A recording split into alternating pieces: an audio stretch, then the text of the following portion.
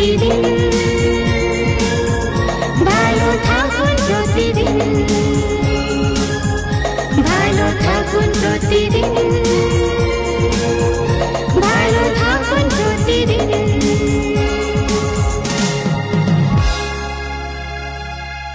ওম শান্তি। ভালো থাকুন প্রতিদিন অনুষ্ঠানে আপনাদের সবাইকে স্বাগত জানাই। আজকেও আপনাদের সামনে খুব সুন্দর একটা বিষয় আলোচনা করব।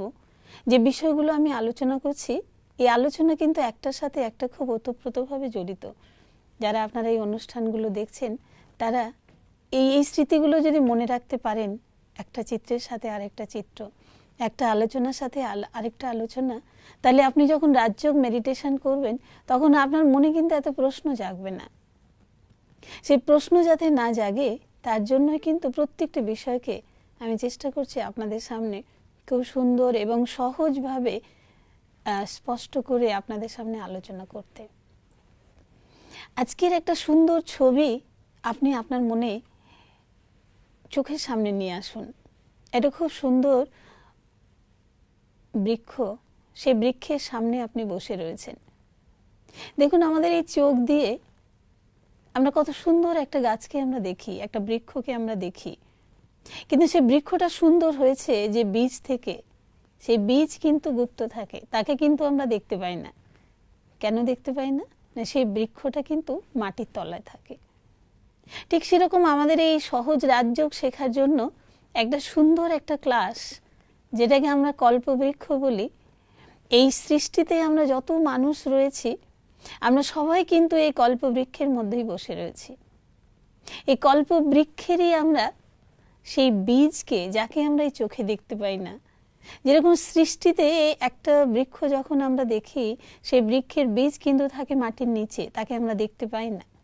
ঠিক সেরকম এই কল্পবৃক্ষ, যা আমি আজকের আপনাদের সামনে সুন্দর করে আলোচনা করব, সেই কল্পবৃক্ষের যিনি বীজ পরমাত্মা, তিনি কিন্তু থাকেন সবার উপরে, তাকে আমরা দেখতে পাই না। কিন্তু খুব সুন্দর করে বোঝানোর জন্য উল্টো বৃক্ষকে আপনি আপনার মনে সোজা করে নিন। একটা সুন্দর কল্পবৃক্ষকে আপনার সামনে আপনি ইমার্জ করুন, আপনি ভাবুন, একটা সুন্দর ভিশনের মধ্যে নিয়ে আসুন, আপনার দৃশ্যের মধ্যে, মনের মধ্যে নিয়ে আসুন। কেমন করে একটা বীজ থেকে সুন্দর একটা গাছ হয়। সেই গাছটা যখন হয়, দেখবেন সেই গাছের একটা কাণ্ড খুব মজবুত হয়ে আগে দাঁড়িয়ে যায়। সেই কাণ্ডটা মজবুত হয়ে দাঁড়ানোর পরেই কিন্তু তার শাখা প্রশাখা, ডালপালা, পাতা সুন্দর করে সেই বৃক্ষটা কিন্তু সমাহিত হয়। ও বৃক্ষটা যখন বিরাট একটা আকার নেয়, বিরাট একটা রূপ ধারণ করে, তখন তার সেই মজবুত কাণ্ড কিন্তু পুরো বৃক্ষটাকে ধরে রাখে। তার পাশে পাশে কত মোটা মোটা ডাল, সেই ডালের মধ্যে কত সুন্দর সুন্দর শাখা প্রশাখা, কত সুন্দর সুন্দর পাতা, কত সুন্দর সুন্দর ফুল। আমরা দূর থেকে সেই বৃক্ষের শোভাটাকে আমরা উপভোগ করি। ঠিক যেন কয়েকদিনের আলোচনার মধ্যে আমি আপনাদের শোনাচ্ছিলাম কি সুন্দর একটা কালচক্র, এই সৃষ্টি চক্রের মধ্যে কিভাবে সময় অনুসারে আমরা আবর্তিত হচ্ছি। এই কালচক্রের মধ্যে সবাই কিন্তু আমরা বাঁধা। সেই কালচক্র এবং সুন্দর একটা সিঁড়ি, সেই সিঁড়ি থেকে নামতে নামতে নামতে নামতে আমরা কেমন করে তার একদম শেষ অবস্থায় পৌঁছেছি। আমি আগের দিনের আলোচনায় আমি কলিযুগের শেষ অবধি বলেছি, একটা জিনিস কিন্তু থেকে গেছে, সেটা হচ্ছে এর শেষ যে সময়, কলিযুগ যাচ্ছে আর নতুন সৃষ্টি সত্যযুগ আসছে। সেই যে সময়টা, যেটাকে আমরা এই ঈশ্বরীয় ভাষায় বলি সঙ্গম যুগ, যখন স্বয়ং পরমাত্মার সাথে আমাদের আত্মার এটা শ্রেষ্ঠ মিলনের যুগ। এই সময় স্বয়ং পরমাত্মা কিভাবে আসেন, কিভাবে আমাদের রাজযোগের শিক্ষা দেন, আমি আজকের আলোচনার মধ্যে খুব সুন্দর করে আপনাদের কাছে সেটাকে উপস্থাপন করব। প্রথমেই আমরা বলি, এই যে সুন্দর একটা বৃক্ষ, যেটাকে আমরা নাম দিয়েছি কল্পবৃক্ষ, সেই কল্পবৃক্ষেরও কিন্তু 4টে স্টেজ আছে। তারও সেই সৃষ্টির আদি সময়, তারপরে ধীরে ধীরে তার মাঝের সময়, তার শেষ সময়। অর্থাৎ যখন সেই কল্পবৃক্ষ, এই কল্পবৃক্ষের বয়সও কিন্তু 5000 বছর। এই 5000 কল্পবৃক্ষের যে বয়স, সেই বয়সটাকে আমরা যদি সমান 4 ভাগে ভাগ করি, সত্যযুগ, ত্রেতা যুগ, দাপর যুগ এবং কলিযুগ, এই 4টে যুগের সমান আমরা 1250, 1250, 1250 4 ভাগে যদি আমরা ভাগ করে দেখি, তাহলে আমরা দেখতে পাবো যে সৃষ্টির যে আদি সময় সত্যযুগ এবং ত্রেতা যুগ, দেখুন এই সময়টা মজবুত হয়ে কিন্তু সেই বীজ থেকে অবিনাশী পরমাত্মার যে সৃষ্টি, সেই অবিনাশী পরমাত্মা সৃষ্টির বীজ থেকে প্রথম যে কাণ্ডটা হয়েছে, সেই প্রথম যে কাণ্ডটা সেটা কিন্তু খুব মজবুত অবস্থা পর্যন্ত 2500 বছর পর্যন্ত সেটা মজবুত থেকে গেছে।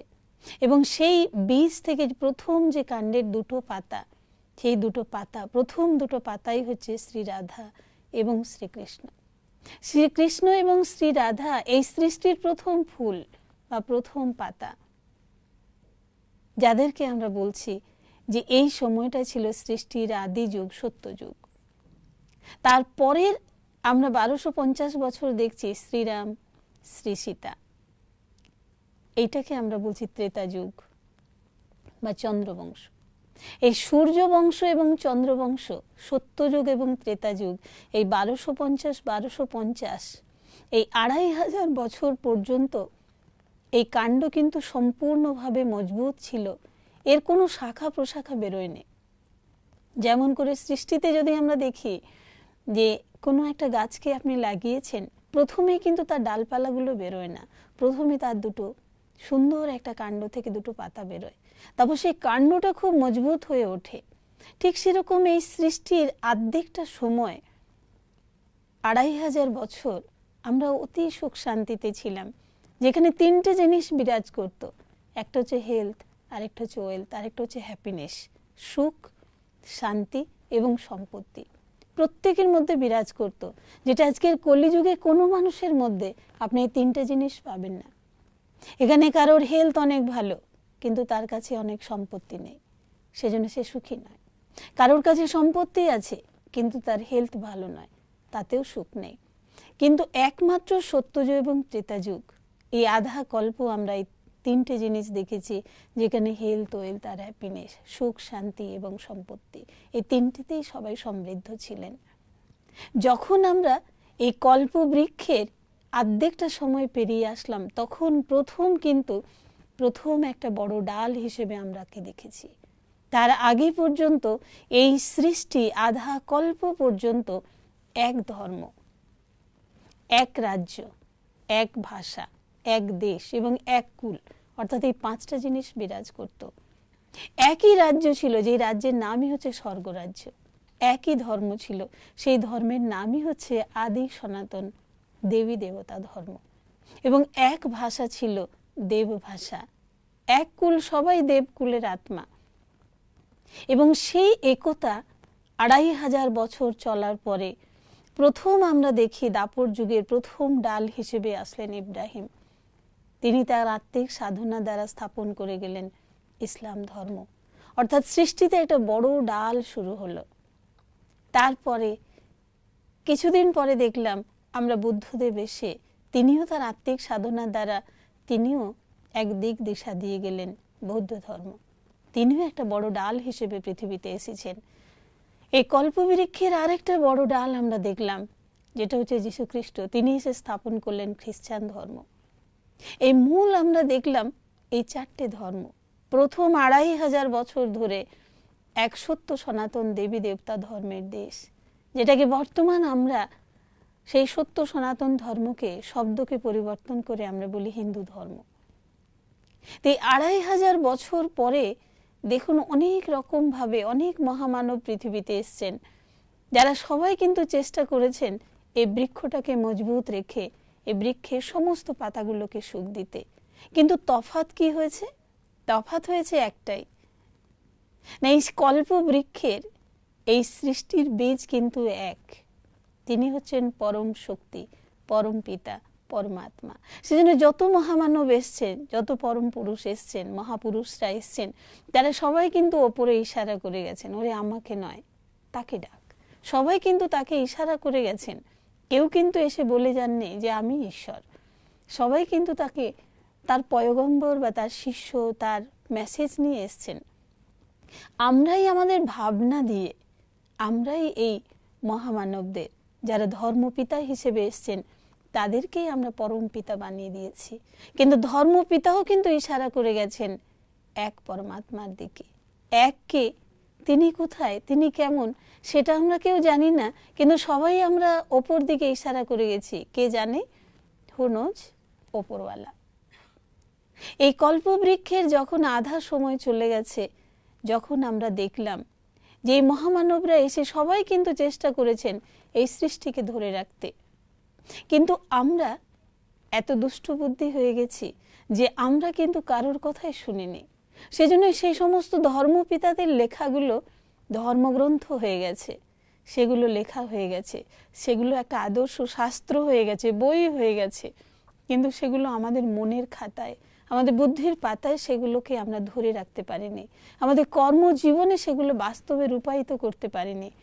যার জন্যই আমাদের জীবনে যে পরম প্রাপ্তি, সুখ, শান্তি, আনন্দ, খুশি, ভালোবাসা, সেগুলোকে কিন্তু আমরা ধরে রাখতে পারিনি। সেজন্য আমাদের জীবনের সবগুলোই লক্ষ্যকে আমরা উপলক্ষ্য করে ফেলেছি। আজকের আমরা দেখছি যে কলিযুগের সময়ে অনেক মহামানব এসছেন। হজরত মোহাম্মদ এসছেন, নানকজি এসছেন, মহাবীর এসছেন, যীশু খ্রিস্টর পরে পরে অনেকেই এসছেন, শ্রী চৈতন্যদেব এসছেন, রামকৃষ্ণদেব এসছেন। কিন্তু আমরা সবাই কিন্তু কথাগুলোকে সামনে রেখেছি, কিন্তু কর্মে সেগুলো আমরা পরিণত করতে পারিনি।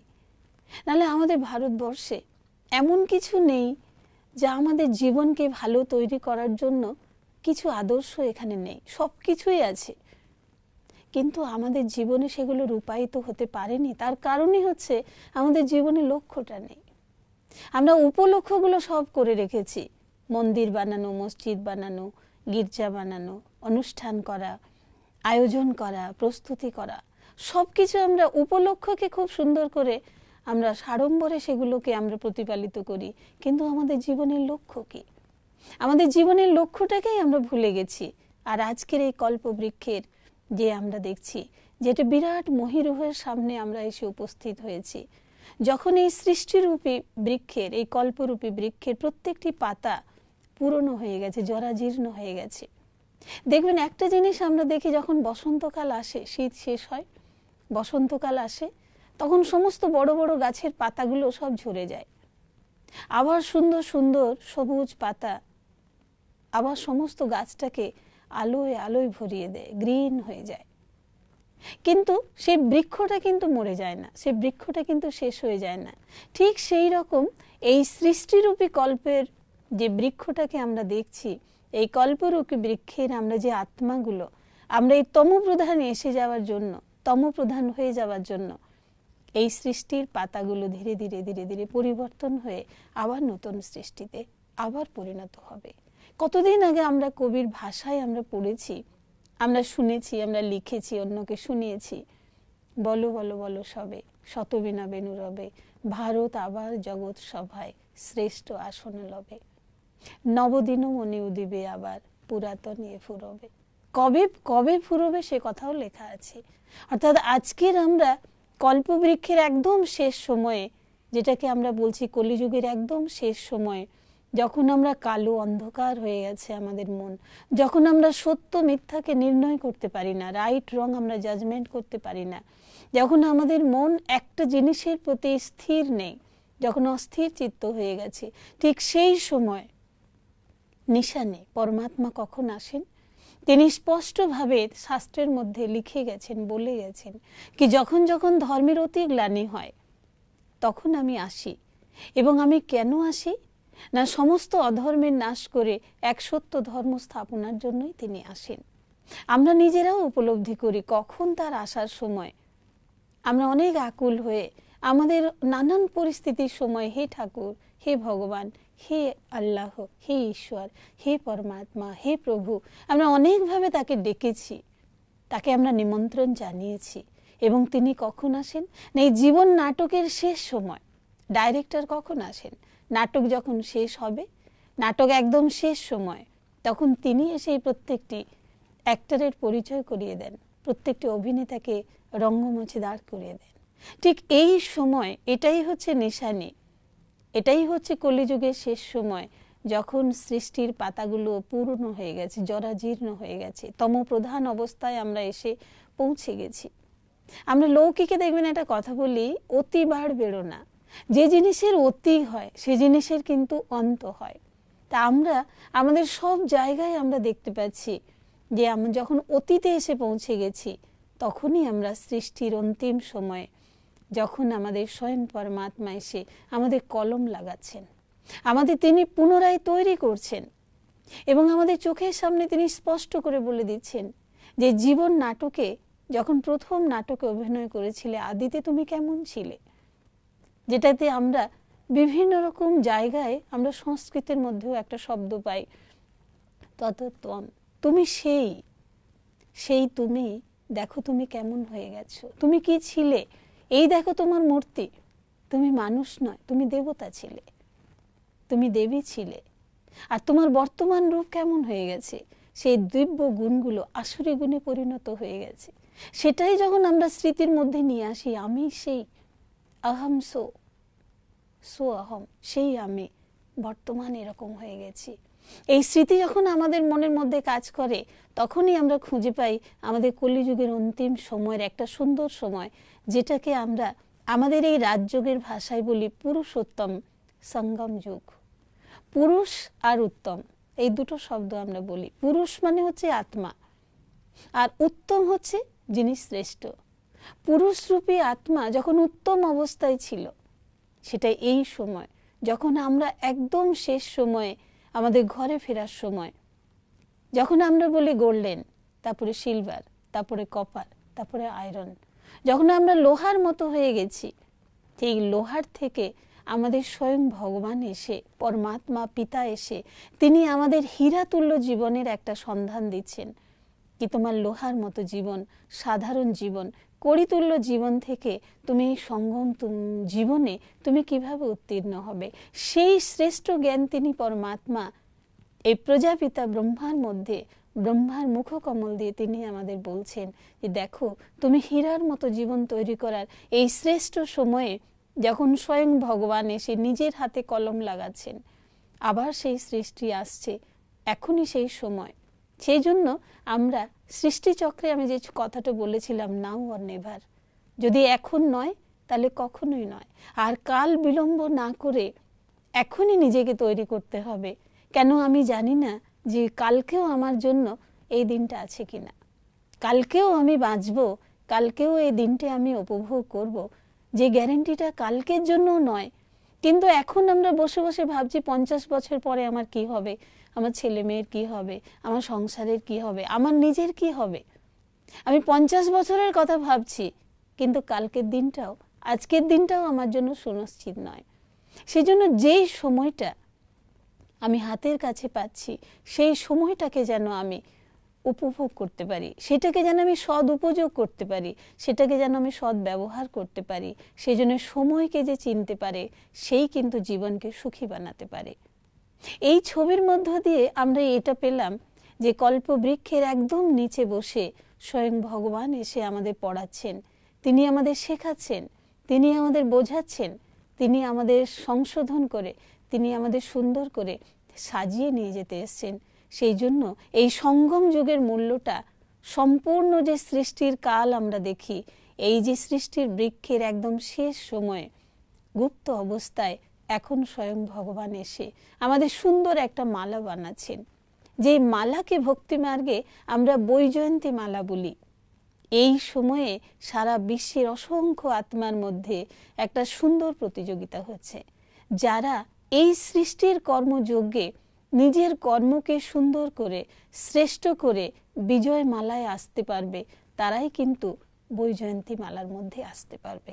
তারা কারা হবে না, যারা নিজের মতকে, পর মতকে, অন্যের মতকে সরিয়ে, যারা স্বয়ং ভগবানের দর্শিত মতে যারা নিজেদের চলতে পারবে, তাদেরকে বলা হয় শ্রীমত, শ্রেষ্ঠ মত।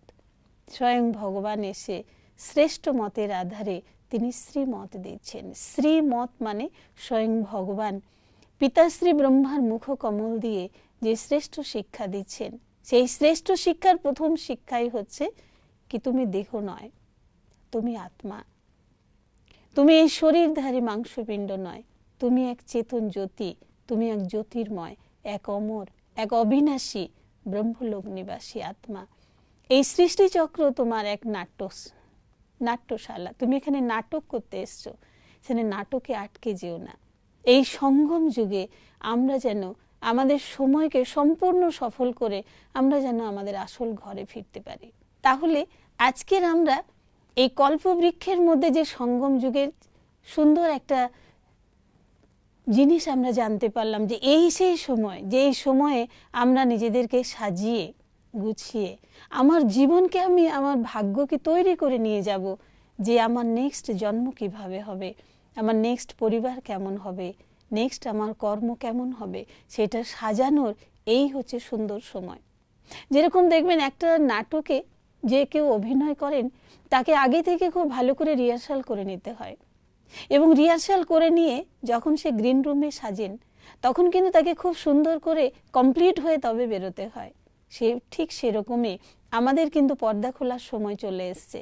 সেই পর্দা খোলার আগেই আমাদের এখনই কিন্তু তৈরি হয়ে নিতে হবে। আপনি কি হবেন, আপনি কি হতে চান, আপনি কিরকম কর্ম চান, কিরকম জীবন আপনি পছন্দ করেন, সেই কর্মের অধিকার কিন্তু আপনার নিজের ওপরে। আপনার ভাগ্যকে আপনি কিভাবে তৈরি করতে চান, স্বয়ং ভাগ্যবান এই শ্রেষ্ঠ সময় তিনি এসছেন আমাদের ভাগ্যকে তৈরি করতে। যেন ভাগ্য বলে বসে থাকলে হবে না, ভাগ্যে যা আছে তাই হবে, এইভাবে অলস হয়ে সময় কাটিয়ে দিলে চলবে না। সময়কে সফল করার জন্য আমাদের একটা কথা বুদ্ধিতে রাখতে হবে, কি আমরা এই সৃষ্টি চক্রে, এই কল্পবৃক্ষের মধ্যে আমরা যে 84 বার জন্ম নিলাম, সেই জন্ম নিতে নিতে আরেকটা জিনিস আমাদের মনে রাখতে হবে, কি আপনি যেরকম কর্ম করবেন, কর্মের কিন্তু 3টে সিদ্ধান্ত। যেমন কর্ম আপনি করবেন সেই রকমই আপনি ফল পাবেন। আপনি যদি কাউকে সুখ দেন, তাহলে আপনি কিন্তু সুখ পাবেন। আর আপনি যদি কাউকে দুঃখ দেন, আন্ডারস্টুড, আপনিও কিন্তু দুঃখ পাবেন। আর যতটা আপনি করবেন ততটা আপনি পাবেন, আর যেমন আপনি করবেন সেরকম আপনি পাবেন। অর্থাৎ 3টে জিনিস আমরা জানলাম, যে করে সে পায়। যদি আপনি করেন আপনি পাবেন, আমি করব তো আমি পাবো, যতটা করব তো ততটা পাবো, আর যেমন করব তো সেরকমই পাবো। তাহলে এই কল্পবৃক্ষের মধ্যে আমরা যে কর্মের সিদ্ধান্তকে জানলাম, সেই কর্মের সিদ্ধান্তকে জেনে আমার এই জন্মের যে স্মৃতিটা, যে 84 জন্ম আমি কর্ম করতে করতে আমি নিচে নেমেছি, আর একমাত্র এই সঙ্গম যুগ যখন আমাদের আপলিফমেন্ট হয়, যখন আমাদের জীবন উত্তরণের পথে, যখন আমরা ভালো থেকে আমরা আরো ভালো, অনেক ভালো, সবার থেকে ভালো হতে পারি। যারা এই অনুষ্ঠান দেখছেন তারা সবাই নিশ্চয়ই নিজেকে ভালো মনে করেন। কেউ নিশ্চয়ই এরকম হীনমন্যতায় সবসময় ভোগেন না যে আমি খারাপ। আপনাকে যদি কেউ খারাপ বলে, নিশ্চয়ই আপনার ভালো লাগবে না। আপনি যদি ভালো, আপনাকে যদি আরো ভালো বলা হয়, আপনার নিশ্চয়ই খুশি হবে। তাহলে আমাদেরকে আমাদের জন্মের ছবিটা যদি আমাদের কাছে ক্লিয়ার হয়ে যায়, কি 84 জন্ম আমরা অনেক সুন্দর ছিলাম, অনেক সুন্দর থেকে থেকে থেকে থেকে থেকে আজকের আমরা এরকম খারাপ হয়ে গেছি। অর্থাৎ একটা মানুষ একদিনে খারাপ হয় না। দেখুন, যে সিদ্ধান্ত, যে থিওরি আমরা পৃথিবীতে দেখেছি, এই রাজযোগে কিন্তু একদম উল্টো থিওরি। দুনিয়াতে মানুষ বলে ভালো হতে অনেক সময় লাগে আর খারাপ হতে 1 সেকেন্ড লাগে। এটাই আমরা প্রচলিত এই সিদ্ধান্তটাই শুনে এসেছি। কিন্তু আশ্চর্যের বিষয়, যখন আমরা রাজযোগ শিখেছি, তখন আমরা এই সিঁড়ির চিত্র বলুন, আর এই কল্পবৃক্ষের চিত্র বলুন, আর এই কালচক্রের চিত্র বলুন, আমরা একটা ওয়ান্ডারফুল একটা বিষয় জানতে পেরেছি। সেই জিনিসটা হচ্ছে কি, আমরা কিন্তু অনেক খারাপ, অনেক দিন থেকে থেকে থেকে থেকে তবে খারাপ হয়েছি, একদিনে খারাপ হইনি। আর ভালো হতে গেলে সেকেন্ডের দরকার। যেমন মনে করুন, আজকেই আপনি অনুষ্ঠানটা দেখছেন, আজকেই আপনার মনে হলো যে না, আমি আজ থেকেই ভালো হব, এক্ষুনি ভালো হব। আপনি হতে পারেন। কেউ আপনাকে বন্ধন দিতে পারবে না, কেউ আপনাকে বেঁধে রাখবে না। আসুন না, আমরা জীবনের এই সময়ে আমরা যদি নিজেদের অন্তত জীবনটাকে নিজের হাতে তুলে নিই, কি আজ থেকে আমি ভালো দেখব, আজ থেকে আমি ভালো ভাববো, আজ থেকে আমি ভালো ভালো শুনবো, আজ থেকে আমি ভালো ভালো কিছু বলবো, আর আজ থেকে ভালো করব। তাহলে পৃথিবীর কোনো শক্তি নেই যে আপনাকে বেঁধে রাখবে, যে আপনাকে করতে দেবে না। তাহলে কর্মই আমাদের শিখিয়েছে কি আমরা মানুষ দেবতা ছিলাম, দেবতা থেকে আমরা মানব হয়ে গেছিলাম, আর মানব থেকে আমরা এই কলিযুগে সব দানব হয়ে গেছি। কিন্তু স্বয়ং পরমাত্মা এসে এই রাজযোগের দ্বারা আমাদের খুব সুন্দর একটা পজিটিভ দৃষ্টিকোণ দিয়েছেন। তুমি দানব নয়, তুমি মানব নয়, তুমি দেবতা। তুমি দেবতার লক্ষ্যে তুমি এগিয়ে চলো, তুমি তোমার অন্তিম লক্ষ্যে অবশ্যই পৌঁছবে। তা আজকের আমরা কল্পবৃক্ষের নিচে বসে আসুন আমরা সবাই একটা নিজের মনে দৃঢ় সংকল্প, একটা সুন্দর প্রতিজ্ঞা নিজের মনে নিই কি আমি আত্মা, এক দেব সম্পন্ন আত্মা, এক পবিত্র শক্তি স্বরূপ আত্মা, আমি এক শুদ্ধ স্বরূপ সম্পন্ন আত্মা। আমার মধ্যে সেই শক্তির শুভ সঞ্চার হোক। আজকের এই বলে আজকের এই অনুষ্ঠানে আপনাদের সবাইকে অনেক অনেক ধন্যবাদ জানাই। ওম শান্তি।